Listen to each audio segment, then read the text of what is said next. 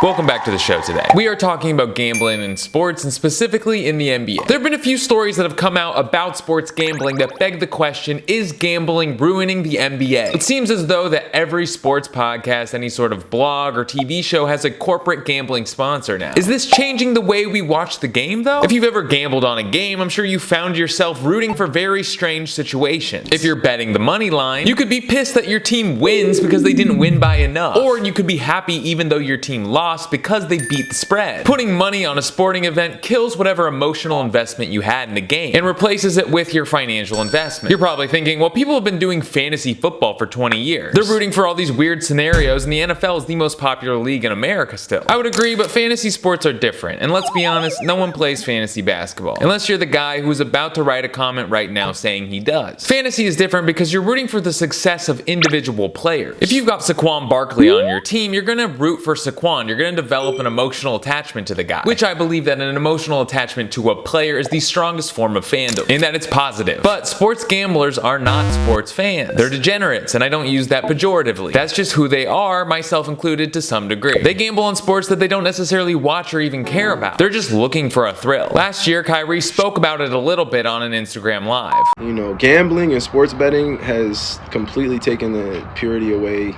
and the fun away from the game at times. I'm gonna just be honest with y'all. I mean, there's a difference between being a diehard fan and supporting your team and loving your team versus somebody that's betting on a parlay.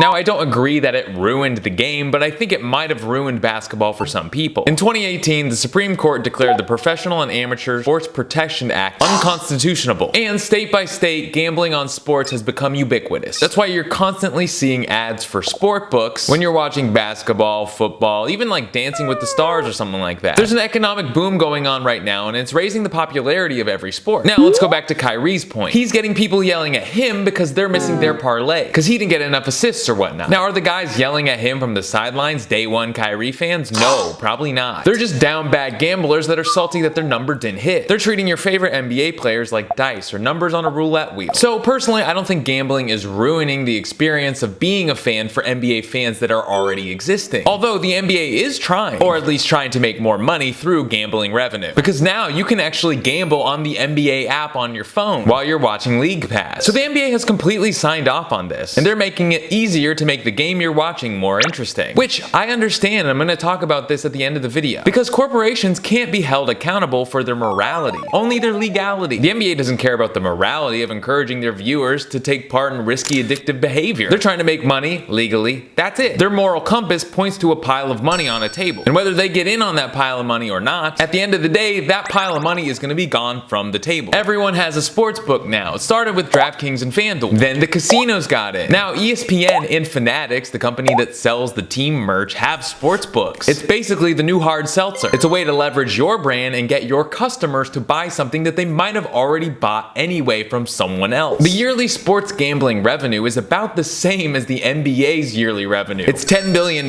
So you can imagine this influx of cash is going to affect the product and the way the product is marketed. We saw this a little bit in the Tim Donaghy scandal. If you don't know who Tim Donaghy is, he was a ref that was betting on games that he was reffing. And this was only to a small scale because gambling wasn't legal, and the only way he was caught was from an informant. Now it's damn near impossible to cook a game and bet on it and make money through legal gambling. You can't do it, but players have tried. Jontay Porter is being investigated for being involved in prop bets on himself. At this point, there are two games that are under investigation for Porter. The prop bets that had the most action on them for those particular nights were Jontay Porter's unders. Weird. Then he left both games under his own accord. He got something in his eye and then he had a tummy ache. It's hard to commit a crime. He didn't think this through. The sports books see a strange amount of bets pouring in for one particular player, some random center for the Toronto Raptors. He doesn't play much and the team isn't very good. This is going to raise a red flag immediately. And when that red flag is raised, someone's going to do a little bit of investigation. Someone with the sports books who's trying to protect the integrity of sports gambling. They're going to say, hey, this Jontay Porter guy is checking into the game, getting his stats, and then finding a way to get out of the game, clearly. Jontay Porter is a crook. I don't feel bad saying this. He's obviously innocent until proven guilty by the judicial system, but hey, I will make an apology video if Jontay Porter is exonerated, okay? He probably thought, no one's paying attention to me, no one's paying attention to the Raptors. I'll just sort of control my stat line for 2 games and no one will be the wiser. Well, when your under prop bets are the highest payout for a given night, people will start paying attention, and unfortunately, NBA games happen to be captured captured on camera, Jante. This is bad for the NBA. This is why you can't have nice things. Any corruption in your league will cause people to lose interest. It's poison. Because when you lose your integrity, you're watching bad reality TV at that point. So personally, I'm not too worried about rigged NBA games. Just because if you're trying to manipulate the system through legal sports books, you're going to get caught. You can get away with a lot of crimes, but you can't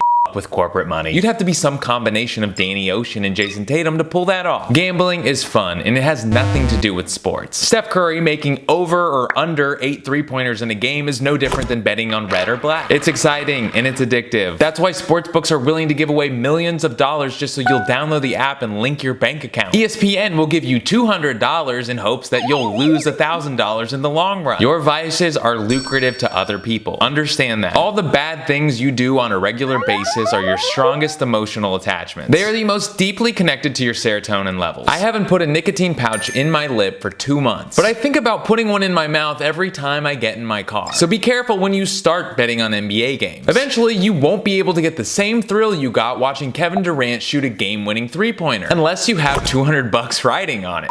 Alright, thanks for being here. Talk to me in the comments. I'm sure there's obviously tons of stuff that I left out, so if you want to interact with me, I always reply. Like, dislike the video. Be good to your man, me.